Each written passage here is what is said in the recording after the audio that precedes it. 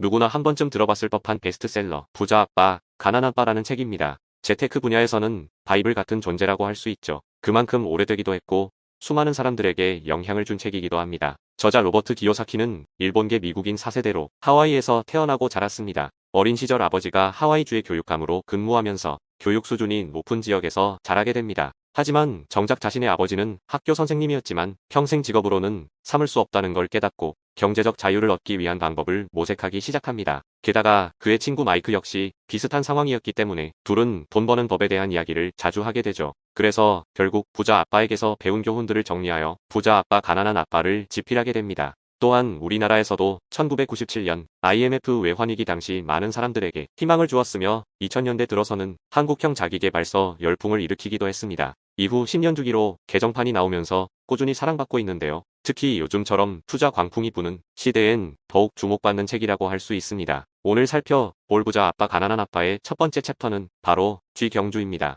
쥐경주란 처음 몇 년 동안만 열심히 일하고 저축하면 나중에는 은퇴할 수 있을 거라고 생각하지만 현실은 그렇지 않다는 건데요. 여기서 말하는 쥐경주는 현재 미국 사회구조를 설명하는데 주로 사용됩니다. 즉, 점점 더 많은 빚을 지고 결국 집이나 차 같은 자산을 담보로 잡히고 돈을 빌려야만 하는 상황이죠. 대부분의 사람들은 이런 사실을 모른 채 살아갑니다. 하지만 로버트 기요사키는 이를 이해시키기 위해 사례를 제시합니다. 예를 들어볼까요?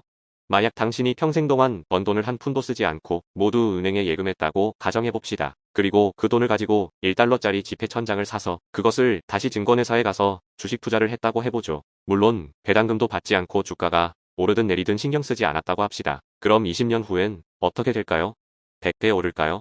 아닙니다. 고작 10배가 올랐을 겁니다. 게다가 세금이나 수수료로 30%쯤 떼이면 실제로는 6배 정도밖에 벌지 못합니다. 투자란 항상 위험 부담이 따르기 마련입니다. 다만 여기서 중요한 것은 우리가 리스크라고 부르는 것들 중 상당수는 사실 그렇게 치명적인 게 아니라는 점입니다. 예컨대 비행기 추락사고 확률은 매우 낮습니다. 그러나 그렇다고 해서 비행기를 타지 않는 건 어리석은 짓이죠. 저자인 로버트 기요사키 역시 자수성가한 사업가로서 많은 부를 이뤘지만 아직도 배움을 게을리하지 않고 여러 권의 책을 집필하며 강연 활동을 이어나가고 있습니다. 현재 자산관리 회사 CEO이자 금융교육 회사 창립자이며 5개 국어를 구사하는 국제적인 투자 전문가로도 명성을 떨치고 있습니다. 저서로는 국내에서도 인기리에 판매되고 있는 부자 아빠 가난한 아빠 시리즈를 비롯해 캐시플로 100일, 당신의 집은 어디에 있는가, 돈 걱정 없는 우리 집 등이 있습니다. 오늘의 재테크 서적 오제서